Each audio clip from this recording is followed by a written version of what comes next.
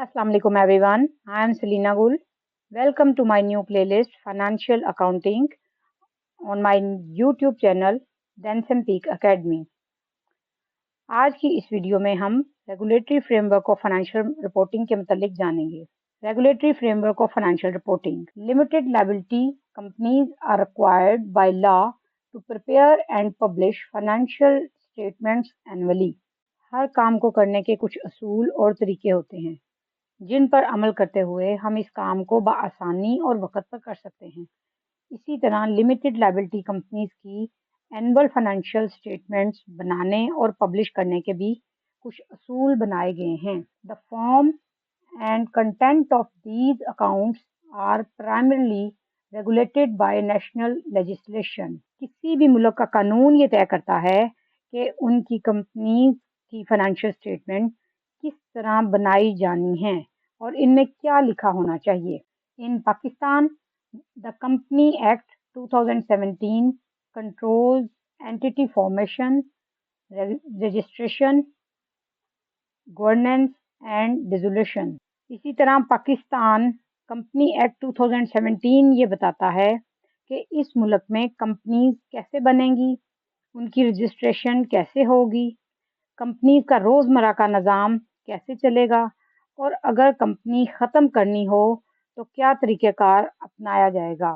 All companies and their subsidiaries shall follow the IFRS in regard to financial statements as are notified under Section 225 of the Companies Act 2017. Companies Act 2017 Section 225 के मुताबिक सब कंपनियां और इनकी subsidiaries अपनी financial statements IFRS के मुताबिक बनाएंगी. अब IFRS क्या होते हैं, इनको समझने से पहले हम देखते हैं कि IAS क्या होते हैं. IAS stands for International Accounting Standards. IAS are a set of rules for financial statements issued by the IASC from 1973 to 2000. IASC जो कि इंटरनेशनल अकाउंटिंग स्टैंडर्ड कमेटी है, उसने फाइनेंशियल स्टेटमेंट्स बनाने के लिए ईयर 2000 तक जितने भी रूल बनाए उन्हें IAS कहते हैं.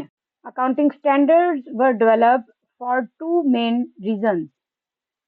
Number 1 to reduce the subjectivity और number 2 to achieve the comparability.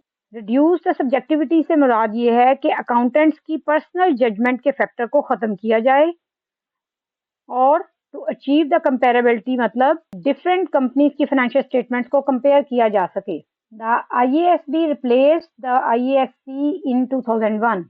2001 में international accounting standard committee international accounting standard board में तब्दील हो गई. IASB has updated and replaced IAS adopting new IFRS on novel topics. 2001 से onward IASB ने बदलते हुए हालात के मुताबिक कुछ IAS तब्दील कर दिए और कुछ को अपडेट कर दिया. लेकिन काबिल गौर बात यह है कि 2001 के बाद जितने भी नए रूल्स आए वो IFRS कहलाते हैं. Financial statements must fully comply with IFRS for accurate description of each applicable standard and interpretation. लिहाजा लिमिटेड कंपनीज पे ये लाजिम है कि वो अपनी फाइनेंशियल स्टेटमेंट को 100% IFRS के मुताबिक बनाएं, क्योंकि किसी एक भी रूल या उसकी वजाहत पर अमल ना करने की वजह से ये financial statement fully comply with IFRS नहीं रहेंगी. अब हम ये देखते हैं कि ये रेगुलेटरी सिस्टम कैसे काम करता है. IFRS foundation has a 3-tier structure जिसमें टॉप टीयर पर IFRS फाउंडेशन मॉनिटरिंग बोर्ड है और सेकंड टीयर पर IFRS foundation trust.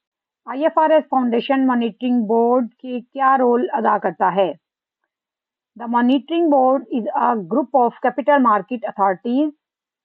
Monitoring board is responsible for number 1 setting the form and contents of financial reporting. यहाँ ये बता रहा है कि फाइनेंशियल स्टेटमेंट किस तरह की होंगी और उनमें क्या इंफॉर्मेशन दी जाएगी. मॉनिटरिंग बोर्ड की दूसरी रिस्पॉन्सिबिलिटी क्या है. It provides a formal link between the trustees and public authorities. In order to adherence the public accountability of the IFRS Foundation. Monitoring Board public authorities اور ٹرسٹ کے درمیان ایک link provide کرتا ہے اور جو کہ عوام کو جواب دہ ہے. Foundation trustees continue to discharge their duties as defined by the IFRS foundation constitution. Monitoring board کی مین رسپانسبلٹی ہے کہ IFRS فاؤنڈیشن کے ٹرسٹیز اپنا کام IFRS فاؤنڈیشن کانسٹیٹیوشن کے مطابق کرتے رہیں. Approving the appointment of trustees اور مانیٹرنگ بورڈ IFRS فاؤنڈیشن کے ٹرسٹیز اپوائنٹ کرنے کے لیے اپروول دیتا ہے. تو اب ہم یہ دیکھتے ہیں کہ اس ریگولیٹری سسٹم میں IRS فاؤنڈیشن ٹرسٹیز کیا رول پلے کرتا ہے. 22 trustees are from varied professional backgrounds and geographical location. یہ فاؤنڈیشن 22 ٹرسٹیز پر مشتمل ہے جو کہ مختلف پروفیشن اور علاقوں سے تعلق رکھتے ہیں. Trustees are responsible for number 1 monitoring the operational effectiveness. Trustees اس چیز کے ریسپانسبل ہیں کہ وہ جتنا بھی آپریشنل ورک ہوگا اس کی مانیٹرنگ کریں گے. کس کا operational work? Of IASB, ISSB and IFRS interpretation committee members کا ورک، ان کی مانیٹرنگ کریں گے.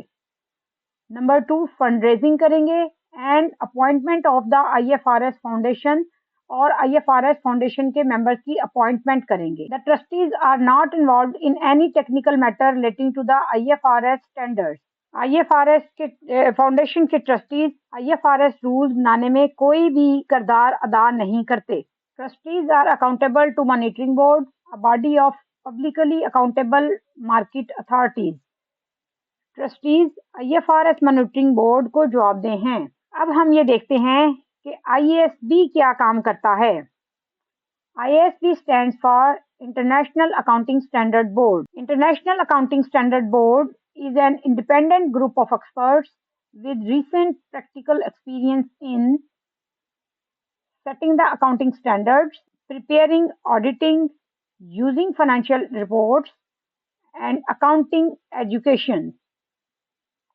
انٹرنیشنل اکاؤنٹنگ اسٹینڈرڈ بورڈ ایسے ایکسپرٹس پر مشتمل ہے جن کے پاس اکاؤنٹنگ اسٹینڈرڈ بنانے، فائنینشیل اسٹیٹمنٹ بنانے، آڈٹ کرنے یا فائنینشیل رپورٹس کو استعمال کرنے اور اکاؤنٹنگ میں پڑھانے کا اپڈیٹڈ تجربہ ہو. International accounting standard board members are responsible for development and publication of IFRS accounting standards. Board کی ذمہ داری ہے کہ وہ انٹرنیشنل اکاؤنٹنگ اسٹینڈرڈ بنائیں اور شائع کریں. Approving interpretations of IFRS accounting standards are developed by the international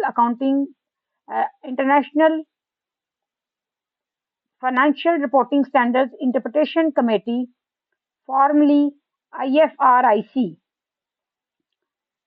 international accounting standard board کی دوسری بڑی ذمہ داری IFRS کی انٹرپریٹیشنز کو اپروو کرنا ہے. اب ہم IFRS انٹرپریٹیشن کمیٹی کے کردار کو سمجھتے ہیں. IFRS interpretation committee. The committee comprises 14 voting members appointed by the trustees of IFRS Foundation. IFRS IC works with IASB in maintaining and supporting the consistent application of IFRS. Interpretation Committee IFRS کو قابل عمل بنانے میں IASB کی مدد کرتی ہے. The committee responds to questions about the application of the accounting standards and does other work as requested of the IASB. یہ کمیٹی اکاؤنٹنگ سٹینڈرڈز کی اپلیکیشن کے متعلق سوالات کے جواب دیتی ہے اور اس کے علاوہ IASB جون سا بھی کام اس کو اسائن کرتا ہے وہ بھی کرتی ہے. The members provide the best available technical expertise and diversity of international business and market experience relating to the application of IFRS accounting standards. Committee کے ممبرز IFRS کو اپلائی کرنے کے لیے بیسٹ ٹیکنیکل ایکسپرٹیز پرووائڈ کرتے ہیں۔ اب دیکھتے ہیں انٹرنیشنل سسٹینیبلٹی اسٹینڈرڈ بورڈ کیا رول پلے کرتا ہے۔ Trustees of the IFRS Foundation announced the formation of ISSB on 3 November 2021۔